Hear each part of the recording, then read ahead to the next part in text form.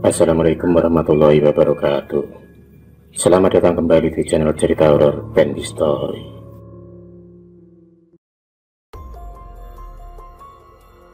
Terlihat pertempuran dua orang laki-laki yang sama memiliki ilmu kanuragan yang sama-sama tingginya. Serangan demi serangan yang mereka lancarkan membuat getaran di sekitarnya. Benturan dua kekuatan yang mengandung tenaga dalam yang luar biasa itu terdengar memecah kesunyian malam itu. Jurus demi jurus keluar bergantian, saling serang dan saling tangkis itu yang terjadi. Ternyata pertempuran dua orang tersebut telah berlangsung selama 2 hari 2 malam, dan mereka masih tampak bersemangat untuk saling menyerang. Mereka berdua adalah Mbah Jambrong dan Mbah Jenggot, dua laki-laki tua yang sama-sama memiliki ilmu kanuragan yang seimbang. Namun ada yang berbeda. Mbah Jambrong adalah penganut ilmu aliran hitam, sedangkan Mbah Jenggot adalah penganut ilmu aliran putih. Sudah sejak lama antara Mbah Jambrong dan Mbah Jenggot terlibat perseteruan di antara mereka berdua. Perseteruan tersebut berawal ketika mereka masih muda. Dendam yang tidak pernah padam berlanjut hingga tua. Dari dulu, Mbah Jambrong tak terima Satya pernah dikalahkan oleh Mbah Jenggot, yang saat itu mereka masih muda.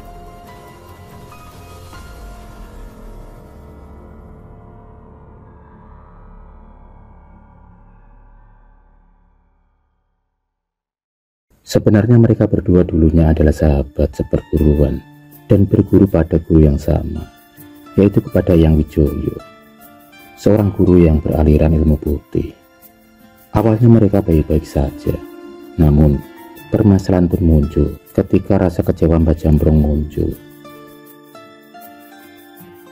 Singkat cerita, ternyata hubungan tidak harmonis itu berawal ketika Mbah Jambrong yang menyukai anak dari gurunya tersebut. Sedangkan di sisi lain, anak Yang Wijoyo yang bernama Rengganis itu malah menyukai Mbah Jenggot kala mudanya. Sudah banyak usaha yang dilakukan oleh Mbah Jambrong untuk mendapatkan hati Rengganis, namun semuanya itu sia-sia belaka. Hari demi hari dan waktu pun berlalu. Perasaan amarah dan dendam mengisi otak dari Mbah Jambrong muda, apalagi saat Rengganis yang selalu lebih memperhatikan Mbah Jenggot.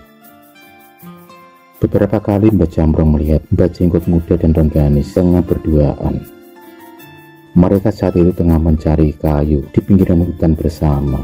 Mereka tampak sangat akrab dan senang. Darah di tubuh Mbah Jambrong pun mendidih melihat hal tersebut. Emosinya semakin memuncak.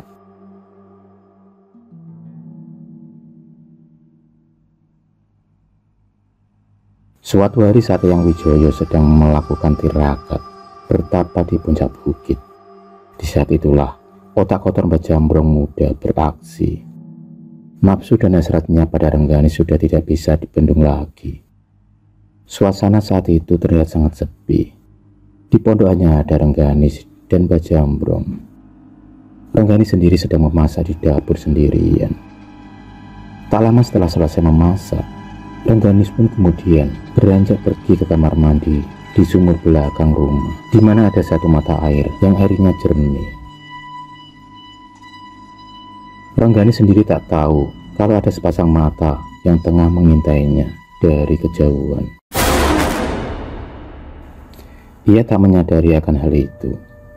Melihat kemolekan tubuh dari Rengganis, nafsu muda Mbah Jambrong pun berkobar-kobar. Setelah selesai mandi, Rengganis kemudian bergegas melangkah menuju ke kamarnya.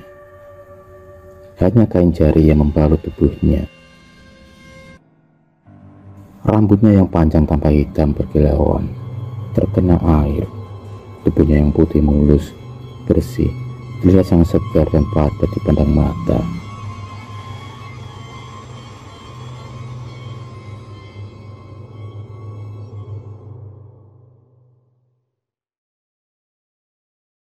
Sesampainya di kamar, Rengganis ingin mengganti pakaiannya. Sialnya, Rengganis lupa mengunci pintu kamarnya. Rengganis tak tahu kalau Mbah Jambrong muda sedang mengikutinya. Melihat situasi yang sangat sepi, Mbah Jambrong kemudian masuk ke dalam kamar Rengganis. Rengganis yang tak menyangka kalau Mbah Jambrong masuk ke dalam kamarnya, sontak dia pun kaget. Dia pun bingung dengan kejadian itu. Mbah Jambrong muda yang sudah dikuasai oleh setan berusaha mengajak Rengganis untuk berhubungan, tapi Rengganis menolak. Alhasil Mbah Jambrong semakin beringas. Ia tak mempedulikan lagi kalau yang tengah ada di depannya itu adalah anak dari gurunya.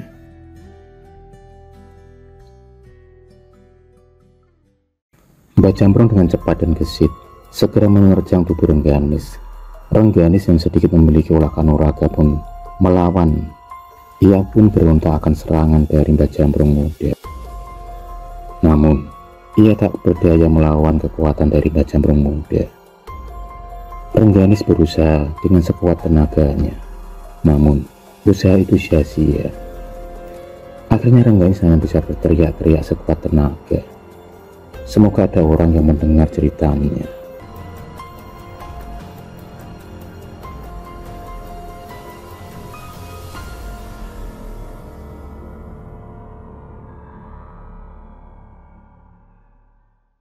Hutan yang sepi, tak ada orang di sana. Di sisi lain, Mbah Jenggot muda samar-samar mendengar suara teriakan, dan yang ia rasakan suara itu adalah suara Rengganis. Ada apa dengan Rengganis? Pikirnya di dalam hati. Yang saat itu ia tengah pulang selesai mencari ikan di sungai. Rupanya saat itu Mbah Jenggot muda telah sampai di depan rumah saat terdengar teriakan dari Rengganis. Dengan feeling dan batinnya, Mbah Jenggot muda langsung berlari meloncat menembus rumah menuju ke kamar Rengganis.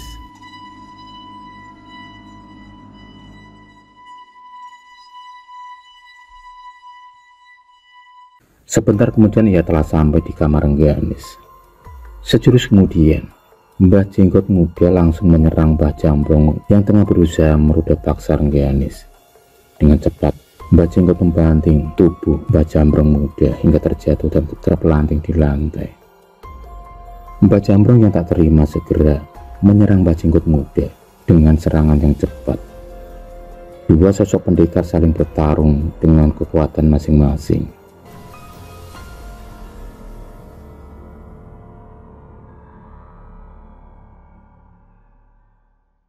Dinding kayu rumah pun jebol terkena serangan mereka berdua.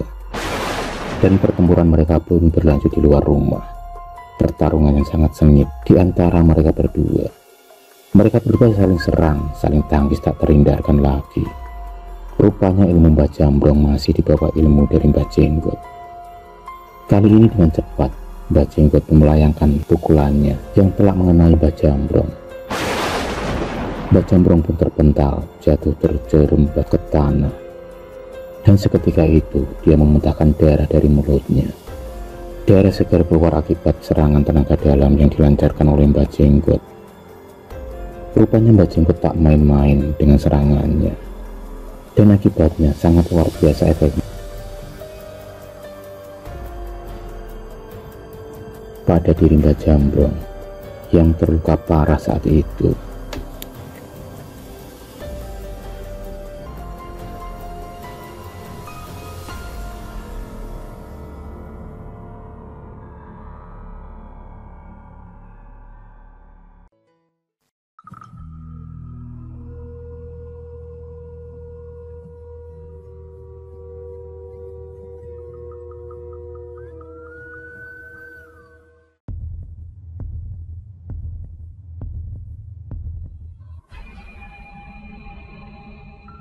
Terima kasih sudah menonton video cerita bergambar ini. Klik subscribe untuk terus mendapatkan video-video cerita bergambar selanjutnya. Semangat berkarya.